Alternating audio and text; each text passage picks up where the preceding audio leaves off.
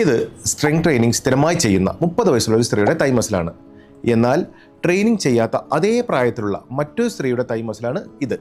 ഇവിടെ പേശികളുടെ അളവിലും മസിൽ ഡെൻസിറ്റിയിലുള്ള വ്യത്യാസം നമുക്ക് കാണാം.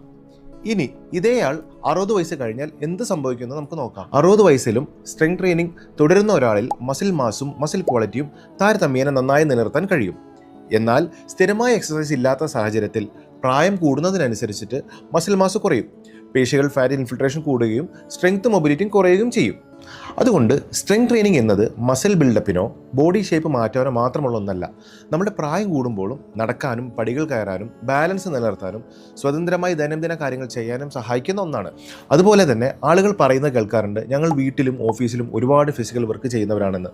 അതുകൊണ്ട് എക്സസൈസ് ആവശ്യമില്ല എന്നാണ് അവർ വിചാരിക്കുന്നത്. എന്നാൽ ഫിസിക്കൽ ആക്ടിവിറ്റിയും സ്ട്രക്ചേർഡ് എക്സസൈസും ഒരുപോലെയല്ല.